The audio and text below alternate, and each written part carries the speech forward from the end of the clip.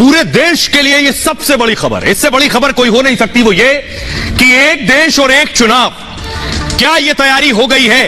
क्योंकि सरकार ने पार्लियामेंट सेशन बुला लिया है, यानी संसद का विशेष सत्र बुला लिया गया है। और खबर यह है कि इस सत्र में बहुत बड़ा फैसला हो सकता है। फैसला कौन सा? अगली तस्वीर दिखाइए। जो अब तक आप अलग अलग वोटिंग करते थे, विधानसभा चुनाव हो तो एक बार जाते थे वोट देने, उसके बाद कुछ साल बाद लोकसभा चुनाव हो फिर वोट देने जाते थे। और अगर आप देखें तो पूरा देश हर साल वोटिंग की स्थिति में ही रहता था, मतदान की हालत में, चुनाव की हालत में ही रहता था। इसलिए तैयारी यह है कि एक बार में ही सारे चुनाव हो जाएं। देखिए रिपोर्ट।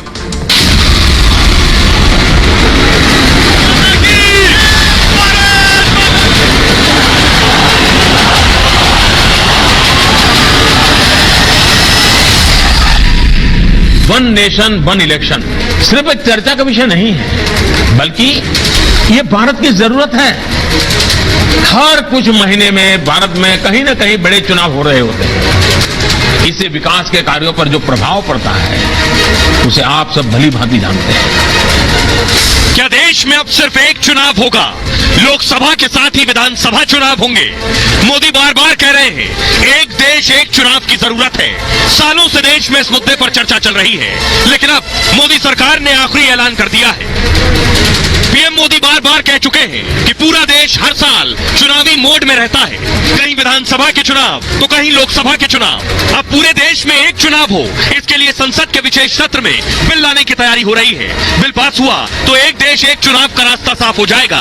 भारत में भी सभी चुनाव एक साथ होंगे।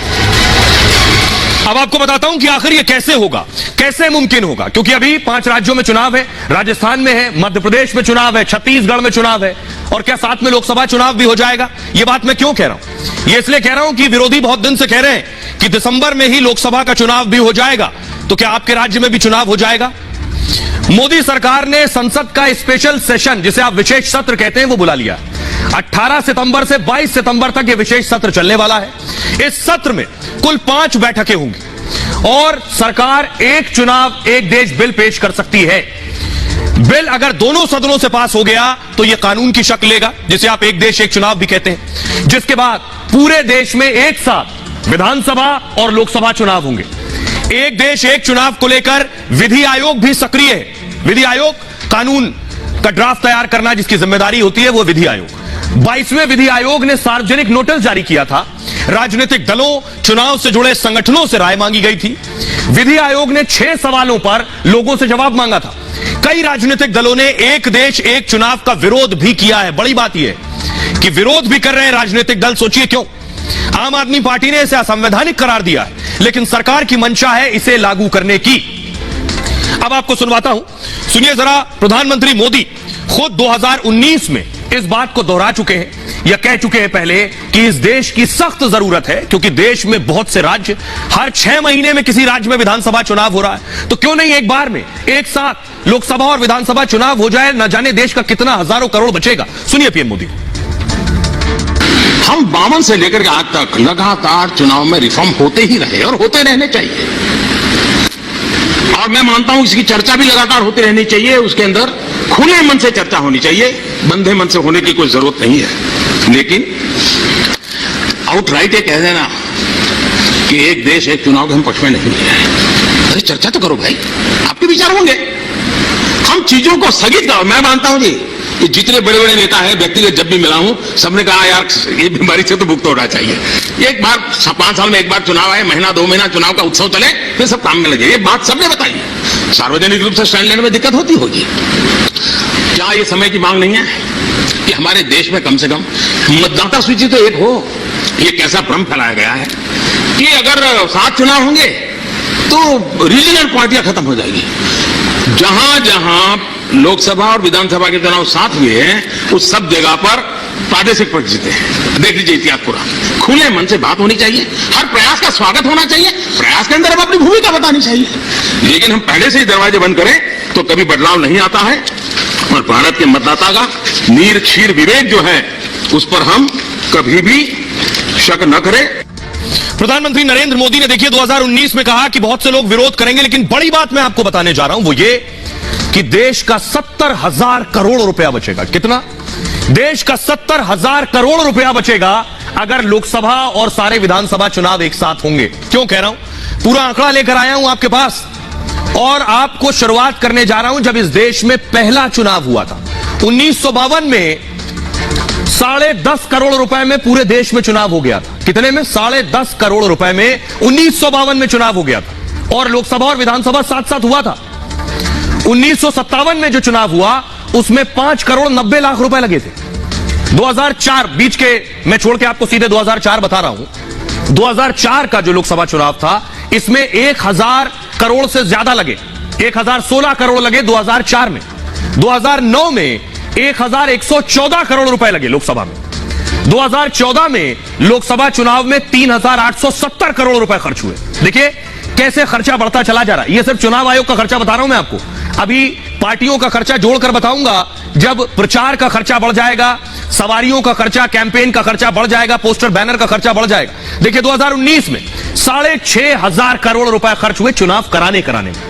2014 के लोकसभा, ये प्रचार पर 2014 के लोकसभा चुनाव में 30,000 करोड़ रुपया खर्च हुआ क्योंकि बड़े बड़े कैंपेन होते हैं, पूरे देश में कैंपेन होते हैं, इसलिए पैसा ज्यादा खर्च होता है। अब देखिए 5 साल बाद चुनाव हुए। 5 साल पहले हुए थे 30,000 करोड़, 5 साल बाद 30 और जुड़ गए, 60,000 करोड़ रुपए खर्च हुए। अब देखिए 2017 के सिर्फ उत्तर प्रदेश विधानसभा चुनाव में 10,000 करोड़ रुपए खर्च हुए। 2018 में कर्नाटक विधानसभा चुनाव में भी करीब 10,000 करोड़ रुपए खर्च हुए। राजनीतिक दल भी चुनाव प्रचार पर खूब खर्च कर रहे हैं। अभी लोकसभा विधानसभा चुनाव में करीब 1,40,000 करोड़ रुपए का खर्च हो। एक साथ चुनाव कराने से क्या होगा? खर्च आधा हो जाएगा। यानी लोकसभा अलग और विधानसभा अलग अलग जब होता है तो खर्च होता है कुल, अब तक का अगर मानिए 5 साल का अगर मैं आपको आंकड़ा दूं कि सारे राज्यों के विधानसभा चुनाव और लोकसभा चुनाव मिलाकर खर्च होता है 1,40,000 करोड़। ये सारे चुनाव एक साथ होंगे तो 70,000 करोड़ रुपए की बचत होगी। सेंटर फॉर मीडिया स्टडीज की रिपोर्ट में यह अनुमान लगाया गया है, यानी देश का 70,000 करोड़ रुपया बच जाएगा एक साथ चुनाव कराने से। लेकिन देश के सियासतदान क्या कह रहे हैं, वो क्यों परेशान है ये अलग बात है, लेकिन क्या कह रहे हैं पहले सुनिए। ये चर्चा चलाई जा रही है कि वन नेशन वन इलेक्शन का कोई बिल पास करने के लिए सेशन बुलाया जा रहा है। निश्चित रूप से ये एक मोदी जी की घबराहट साफ तौर पे दिखाई पड़ रही है। 3 राज्यों के चुनाव बीजेपी हारने जा रही है, जिससे ये वन नेशन वन इलेक्शन की बात कर रहे हैं। देश का एक बहुत इंपॉर्टेंट फेस्टिवल गणेश चतुर्थी, खास करके महाराष्ट्र के लिए वो एक बहुत इंपॉर्टेंट हिंदू फेस्टिवल है। तो ये जो हिंदू विरोधी काम हो रहा है, हिंदू सेंटिमेंट्स को दरकिनार करके काम हो रहा है, हम जानना चाहते हैं कि क्यों हो रहा है, किस आधार पर निर्णय लिया गया, यही खास करके डेट क्यों चुनी गई, ये केंद्र सरकार को और पार्लियामेंट्री अफेयर्स मिनिस्टर को बताना पड़ेगा। वन नेशन वन इलेक्शन सरकार पहले भी कह चुकी है भारतीय जनता पार्टी की। एक अच्छा कदम होगा इस देश में जो बार बार असेंबली इलेक्शंस, दूसरे इलेक्शंस, पार्लियामेंट इलेक्शन होते हैं। एक ही समय पर जब इलेक्शन होंगे तो स्वाभाविक बात है कि देश में एक बहुत बड़ा बोझ जो बढ़ता है उसमें तो कमी आएगी। 2014 में जब वजूद में आई थी तो जिन इश्यूज को लेके गवर्नमेंट ने लोगों के साथ एक वादा किया था कि हम ये करेंगे वो करेंगे, तो वो चीज़ें जो हैं वो तो पूरी हो नहीं रही हैं। और इलेक्शन जो है वो पार्लियामेंट के अब ड्यू हैं 2024 में, और गवर्नमेंट लोगों को कंफ्यूज करने के लिए नए नए शोशे छोड़ रही है। देखिए जो राज्यों की पार्टियां हैं वो परेशान और विचलित इसलिए हैं, उन्हें यह डर और यह घबराहट है कि जब लोकसभा के साथ विधानसभा चुनाव होंगे तो कहीं ऐसा ना हो कि मोदी के प्रभाव में जिसे लोकसभा के लिए मोदी को वोट देना है वो विधानसभा के लिए भी मोदी को वोट दे दे। राज्यों के जो राजनीतिक दल है उन्हें यह डर और घबराहट हमेशा रही, इसीलिए शायद वो विरोध कर रहे हैं। लेकिन मैं आपको बताने जा रहा हूं कि एक देश में एक चुनाव, यानी पूरे भारत में एक साथ चुनाव कब हुआ करते थे और ऐसा होता था भारत में। देश में एक साथ चुनाव हुए 1952 में, 1952 में। देश में एक साथ चुनाव हुए 1957 में, फिर 1962 में भी एक साथ चुनाव हुए देश में, 1967 में भी एक साथ चुनाव हुए इंदिरा गांधी के दौर में। अब यहां से आगे की बात शुरू होती है। 1967 के बाद चुनाव अलग अलग होने लगे। अब आप सोचिए क्यों? वजह थी लोकसभा विधानसभा अलग अलग समय पर भंग होती रही। कई बार जो सरकारें थी, केंद्र सरकार, वो भंग कर देती थी विधानसभा, कई बार राष्ट्रपति शासन लग गए। ऐसी बहुत सी घटनाएं हुई जिसके बाद लोकसभा और विधानसभा चुनाव अलग अलग होने लगे, जिसके चलते एक साथ चुनाव कराना बंद हो गया। चुनाव में खर्चा लगातार बढ़ता जा रहा है। अब एक देश एक चुनाव की मांग बढ़ रही है। अब दूर मत जाइए, अगर आपको सुनना है तो आपने उन नेताओं को सुन लिया जो विरोध कर रहे हैं। देश के लोग क्या कह रहे हैं? क्या वो भी बार बार चुनाव से परेशान है? क्या वो भी चाहते हैं एक बार में चुनाव हो जाए जिससे 5 साल तक विकास चलता रहे? वरना जैसे ही आचार संहिता लगती है विकास कार्य बंद हो जाते हैं, रुक जाते हैं, फिर सरकारें बदलेंगी, फिर विकास कार्य शुरू होगा। देश के लोगों को सुनिए क्या कह रहे हैं। मेरा यही मत है कि एक देश एक चुनाव बहुत सही है, क्योंकि ये जो बार बार चुनाव होते हैं, जो बार बार वही प्रोसेस एक रिपीट होती है, उसमें देखिए हर चीज से, हर तरीके से वेस्ट ऑफ मनी भी है, वेस्ट ऑफ टाइम भी है। अभी 5 राज्य में चुनाव चल रहे हैं, तो अब हर 2-2 महीने में, तो इससे अच्छा एक ही चुनाव हो जाए। तो जो भी एक जो प्रशासन होगा, हमारे इंस्टीट्यूशन होंगे, वो एक जगह काम करेंगे, एक बार में काम करेंगे। एक देश एक चुनाव होना चाहिए। खर्चा कमेगा, लेबर कमेगा, एक साथ में देश का एक साथ में हो जाएगा तो बहुत बढ़िया रहेगा। एक चुनाव और एक ही वो लोकसभा और राज्यसभा में ऐसे चुनाव होने लग जाए तो हमारा पैसा बचेगा, वो गरीबों की भलाई में लगेगा और देश का और विकास होगा। एक देश एक संविधान एक विधान होना चाहिए और कोई भी देश के लिए एक ही कानून मान होना चाहिए। ये हम जैसे युवा, हमसे सारे युवा समझते हैं और विगत 9 से समझते आ रहे हैं। और बड़ा दिलचस्प है कि सियासतदान कुछ और कह रहे हैं और देश के लोग एक देश एक चुनाव पर कुछ और कह रहे हैं। ऐसा क्यों? लेकिन यह भी जानना जरूरी है कि सिर्फ भारत में नहीं है कि भारत इकलौता देश है जिसमें एक बार में एक चुनाव हो जाता है। सबसे पहले देखिए, साउथ अफ्रीका, स्वीडन और बेल्जियम, ये 3 देश जिसमें एक साथ चुनाव होते हैं सारे। 3 और देश आपके सामने आ गए, इंडोनेशिया, जर्मनी और फिलीपींस, यहां भी एक साथ सारे चुनाव होते हैं। ब्राजील एक अच्छी खासी डेमोक्रेटिक कंट्री है। बोलिविया, कोलंबिया, यहां भी एक साथ ही चुनाव होते हैं। कोस्टा रिका, ग्वाटेमाला और गुआना, ये वो देश हैं जहां एक साथ चुनाव की परंपरा बहुत पहले से है और अब तक चल रही है। इसलिए भारत जैसे देश में भी ऐसे चुनाव की जरूरत है जो लगभग 70,000 करोड़ रुपया आपका बचाएगा। आइए खबरों में आगे बढ़ते हैं। आज की एक और बड़ी खबर है। खबर यह है, चुनाव की बात हो रही है, खबर यह है कि दुनिया की सबसे बड़ी सर्वे एजेंसी ने कहा है पीएम मोदी की जीत की 80% गारंटी है। 2024 में 80% गारंटी मोदी को मिल गई है कि आएंगे तो मोदी ही, क्योंकि दुनिया की सबसे बड़ी एजेंसी, सर्वे एजेंसी ने यह सर्वे कर दिया। अगली तस्वीर दिखाइए। यह विरोधियों के लिए बहुत बड़ा झटका है जो मुंबई में इस वक्त बैठक कर रहे हैं। डिनर शुरू हो चुका होगा, डिनर कर रहे हैं, उनके लिए झटका है। वो मोदी को हराने के लिए मिल रहे हैं, तीसरी बार बैठक कर रहे हैं, रात्रि भोज चल रहा है। लेकिन यह दुनिया की सबसे बड़ी सर्वे एजेंसी क्या कह रही है? इसका कहना है कि 10 में से 8 लोग चाहते हैं कि मोदी ही 24 में वापसी करें। सुनिए।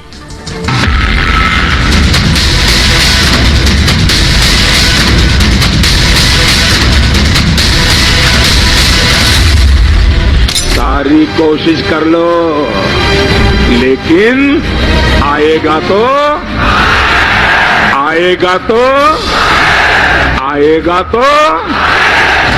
एक और इंडिया गठबंधन मोदी को हराने का दम भर रहा है, 24 के लिए बड़ा चैलेंज दे रहा है। इंडिया के नाम सुनते अभी मोदी जी डर रहे हैं और ये इंडिया नामक जो गठबंधन, ये मोदी जी की नींद हराम कर दिए हैं। असल में नींद विपक्षी गठबंधन की उड़ी है और हौसले मोदी सरकार के बढ़े हैं, क्योंकि दुनिया के सबसे बड़े सर्वे ने बता दिया कि 80% लोग मोदी के साथ हैं। मतलब 80% लोग साफ साफ कह रहे हैं कि 2024 में आएंगे तो मोदी ही। देश के अंदर 79%, लगभग 80% लोग प्रधानमंत्री के नाते से मोदी जी को देखना चाहते हैं। दर्शाता है कि प्रधानमंत्री मोदी जी के चलते हुए किस प्रकार देश आगे बढ़ रहा है और देश की जनता कैसे उनको एक्सेप्ट कर रही है। सर्वे भारत की किसी एजेंसी का होता तो विपक्ष अब तक हंगामा मचा देता, लेकिन विदेशी सर्वे ने विरोधियों की बोलती बंद कर दी है और यह भी बता दिया है कि मोदी की अगुवाई में पूरी दुनिया में भारत का डंका बज रहा है। आज देखिए, पूरी दुनिया में भारत का यशगान हो रहा है। सबका साथ, सबका विकास। अब आप सोच रहे होंगे और बहुत से लोग कहेंगे रिपोर्ट कहां से आ गई, किसकी रिपोर्ट है, कौन कह रहा है 80% मोदी के साथ है? तो आइए ये रिपोर्ट मैं आपको दिखाने जा रहा हूं। ये रिपोर्ट क्या कहती है? ये रिपोर्ट कहती है 80% गारंटी। 2024 से पहले यह बड़ा सर्वे आया है और सर्वे में पीएम मोदी भारतीयों की पहली पसंद है। 10 में से 8 लोग मोदी पर ही भरोसा जता रहे हैं, यानी सर्वे में शामिल 80% जनता मोदी के साथ है। मतलब 80% लोग मानते हैं कि 24 में मोदी ही आएंगे। आंकड़े बता रहे हैं कि मोदी की स्वीकार्यता बहुत तेजी से बढ़ी है। इसका मतलब है कि देश को मोदी के नेतृत्व पर यकीन है। यह भरोसा वोट बैंक में बदला तो मोदी को फिर बंपर जीत मिलेगी, यानी 2024 में मोदी लगातार तीसरी बार पीएम बनेंगे। 55% लोग मानते हैं कि मोदी बहुत अच्छा काम कर रहे हैं, मतलब आधी से ज्यादा आबादी उनके काम से खुश है। एक विदेशी एजेंसी के सर्वे में यह बड़ी बात सामने आई है। यह सर्वे 20 फरवरी से 22 मई तक का है, मतलब 4 महीने तक डिटेल्ड सर्वे और विश्लेषण हुआ, जिसका नतीजा यह है कि मोदी की धाक और बढ़ गई है। विदेशों में भी मोदी की लोकप्रियता की तूती बोल रही है और देश में भी मोदी के मुकाबले फिलहाल कोई नेता नजर नहीं आ रहा है। यही वजह है कि विरोधियों ने माना है कि मोदी पर टारगेट नहीं करना है। अब मैं आपको बताता हूं, यह जो सर्वे है किसी छोटी मोटी एजेंसी ने नहीं किया है, बहुत बड़ी एजेंसी है, प्यू रिसर्च सेंटर। प्यू रिसर्च सेंटर का यह सर्वे है। प्यू के बारे में मैं आपको बताऊं, यह अमेरिका की, भारत की नहीं है, अमेरिका की बहुत बड़ी रिसर्च सर्वे एजेंसी है। अब अमेरिका ने किया है तो विरोधियों को भी मानना पड़ेगा, क्योंकि विरोधी बहुत से अमेरिका और ब्रिटेन जाकर ही फरियाद लगाते हैं। प्यू PEW एक अमेरिकी रिसर्च एजेंसी है। इसे अमेरिकी थिंक टैंक भी माना जाता है। प्यू एजेंसी का मुख्यालय वॉशिंगटन में, लेकिन इसकी टीम कई देशों में काम करती है। इसमें पत्रकार, सामाजिक कार्यकर्ता और स्कॉलर्स भी हैं। प्यू रिसर्च एजेंसी 19 साल से काम कर रही है।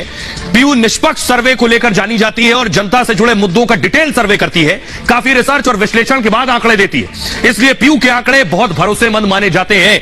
भारत और मोदी को लेकर प्यू का यह सर्वे बहुत खास है। यह बताता है कि दुनिया भर में भारत की धाक बढ़ी है और इसमें कितनी हकीकत है। एक मिनट के लिए मान लीजिए कि आपको पीयू पर यकीन नहीं है, देश के लोगों पर तो यकीन होगा। क्या वो मानते हैं कि 10 में से 8 भारतीय मोदी को पीएम चाहते हैं? सुनिए। 1001 मोदी बनेंगे और मोदी है तो सब कुछ अच्छा है। हाँ, 2024 में पीएम तो नरेंद्र मोदी बनेंगे। उसके बाद तो 2028 से लेके 2048 तक, उसके बाद आगे बाबा योगी आदित्यनाथ। तो जो काम कांग्रेस ने 64 साल में किया है, बीजेपी ने 9 साल में करके दिखाया। अरे वो डेवलप किया है, वो हर चीज किया है, पूरे भारत में काम लगा हुआ है, उसके आगे कौन टिकेगा? जो कार्य मोदी जी ने कर दिखाया है वो आज तक कभी किसी प्राइम मिनिस्टर ने नहीं करके दिखाया है। और बीजेपी को आना ही चाहिए, क्योंकि वो देश के लिए जरूरी है और हमारे सोसाइटी, हमारी कंट्री के डेवलपमेंट के लिए जरूरी है। आज यहाँ पे हमारी कंट्री का पूरे वर्ल्ड में इतना ज्यादा सम्मान है, किस वजह से? क्योंकि मोदी जी ने इतनी स्ट्रॉन्ग इमेज बना रखी है। इस वजह से पूरे में विकास को देखते हुए सब चीज अच्छी हो रही है। मोदी जी जरूर बनेंगे, बीजेपी ही आएगी। उतने रुपए में जो सड़कें बनती है, उतने रुपए हमारा देश चंद्रयान पर पहुंच गया है। तो यही जो विकास के नए पथ पर चल रही है भारतीय जनता पार्टी सरकार, वो बस यही संकेत है कि धीरे धीरे देश जो 60 साल में गंदगी पीछे झेल चुकी है, उसका सफाई अब हो रहा है। और सिर्फ इतना ही नहीं है कि मोदी की डिमांड भारत में, मोदी ने दुनिया में भारत का डंका बजाया है। यह सर्वे एजेंसी ये भी बता रही है कि दुनिया के देश भारत को मान सम्मान और ज्यादा दे रहे हैं, भारत के मुरीद हो गए हैं, भारत की लोकप्रियता दुनिया में बढ़ गई है, भारत को और ज्यादा इज्जत की नजर से देखने लगे हैं, सम्मान देने लगे हैं। यह भी कह रही है यह सर्वे एजेंसी। आपको बताता हूं कि आखिर कैसे दुनिया में भारत का डंका बज रहा है और भारत कैसे अग्रिम पंक्ति में खड़ा हुआ है। अग्रिम पंक्ति में पहुंचने के पीछे रोल प्रधानमंत्री मोदी का भी है। मोदी के नेतृत्व में भारत पर दुनिया का भरोसा बढ़ रहा है। दुनिया भारत के असर का लोहा मान रही है। अब इसमें भी देखिए, 10 में से 7 लोग मानते हैं कि भारत का दबदबा दुनिया में बढ़ गया। भारत के 70% लोग मानते हैं कि दुनिया में भारत का डंका बज रहा है, मतलब भारत का प्रभाव पहले के मुकाबले बहुत बढ़ गया है। देश के नागरिकों की सोच का दुनिया पर असर होता है। यही बात है रिसर्च एजेंसी पीयू सर्वे के भी अपने आप में बहुत मायने। लेकिन अब आधी दुनिया मानती है कि भारत की साख और बढ़ गई है, मतलब मोदी की अगुवाई में भारत बड़ी शक्ति बनकर उभरा है। G20 समिट से पहले इस आंकड़े का बड़ा मतलब है। पहली बार भारत में G20 की समिट हो रही है, भारत मेजबानी कर रहा है, मतलब दुनिया के बड़े और विकसित देश भारत आएंगे। भारत में व्यापार और विकास की संभावनाएं बढ़ेंगी। वो एशिया में चीन के दबदबे को काफी हद तक कम करेगी और भारत दुनिया में सुपर पावर के तौर पर उभरेगा। क्या ये बात? सवाल यह है, एक सवाल यह है कि दुनिया में भारत का डंका बज रहा है। मैंने आपको बताया कि यह एजेंसी बता रही है कि दुनिया में इंडिया इंडिया हो रहा है, लेकिन अब मैं आपको बताने जा रहा हूं दुनिया के कौन कौन से देश हैं जो भारत को कितनी रेटिंग दे रहे हैं। अलग अलग देश में अलग अलग रेटिंग है। देखिए, अब मैं आपको बता रहा हूं, इजराइल से शुरू कर रहा हूं। इजराइल में 71% लोग मानते हैं, नेतन्याहू पीएम मोदी के दोस्त हैं, 71% लोग कह रहे हैं कि भारत का डंका बज रहा है। ब्रिटेन में 66% लोग कह रहे हैं कि भारत का डंका बज रहा है। दूर मत जाइए, अमेरिका में अब 51% लोग भारत के साथ खड़े हैं। वो कह रहे हैं वक्त भारत का है। इधर से शुरू करिए, नाइजीरिया में 60% लोग हिंदुस्तान की तारीफ कर रहे हैं। जापान 53% लोग भारत के साथ हैं। केन्या में 64% लोग कह रहे हैं भारत वो देश जिसका लगातार मान बढ़ता जा रहा है। साउथ कोरिया से शुरू करिए। साउथ कोरिया में 58% लोग कह रहे हैं पूरी दुनिया में भारत का डंका बज रहा है। ऑस्ट्रेलिया में 52% लोग भारत कर रहे हैं। इटली में 52% लोग मानते हैं कि भारत का प्रभाव दुनिया में और ज्यादा बेहतर हो गया है, बढ़ गया है। क्या भारत के लोग भी ये मानते हैं कि पिछले कुछ सालों में दुनिया को जो नजरिया है हिंदुस्तान को देखने का वो बदल गया है? सुनिए। इतनी विपरीत से विपरीत स्थितियों में भी हमारी देश को बिल्कुल बांधे रखा और उनका आत्मविश्वास बनाए रखा।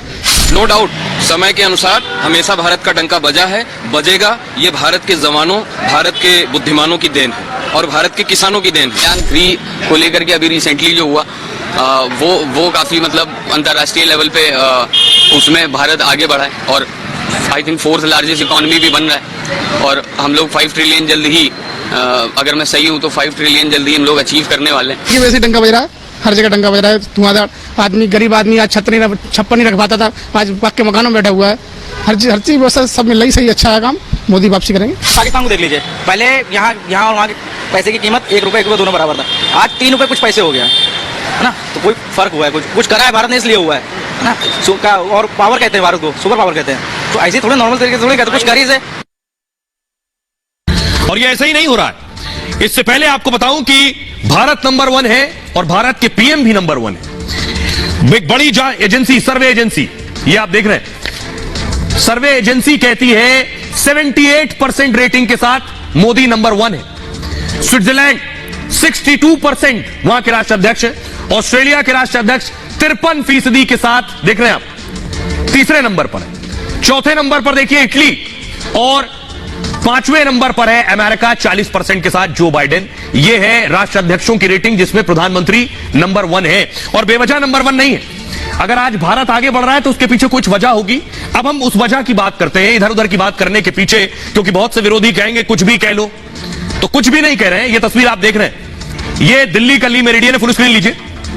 ली मेरिडियन जहां G20 की बैठक होनी और देखिए कैसे वहां G20 बैठक की तैयारी चल रही है। हेलीकॉप्टर के जरिए आप देख रहे हैं, हेलीकॉप्टर के जरिए ट्रूप्स को, जवानों को उतारा जा रहा है। भारत अब G20 जैसी बैठक करा रहा है अंतर्राष्ट्रीय स्तर की। यह है भारत की ताकत। यह ताकत बेवजह नहीं है। यह ताकत कैसे मिलती है, कैसे हासिल होती है, इसके पीछे वजह क्या है, यह मैं आपको बताने जा रहा हूं। बहुत बुनियादी बात है जिसे समझना बहुत मुश्किल काम नहीं है। पहली बात, कोई भी देश, जिस देश में एक मजबूत नेतृत्व हो, यानी विदेश और रक्षा के मोर्चे पर बहुत अहम फैसले किए। कैसे पता चला मजबूत नेतृत्व है? बहुत से विरोधी कहेंगे बेवजह कहा जा रहा है। पड़ोसियों को ताकत का एहसास कराया है। कैसे? पाकिस्तान पर सर्जिकल स्ट्राइक की, उसे समझ में आ गया क्या हो सकता है। सीमा विवाद पर चीन को करारा जवाब दिया। चीन ने सीमा पर अगर जवान बढ़ाए तो भारत ने और बढ़ा दिए। अब चीन को समझ आया। आर्थिक क्रांति, देश की अर्थव्यवस्था को बड़ी मजबूती दी। आर्थिक तरक्की में ब्रिटेन को पीछे छोड़ दिया।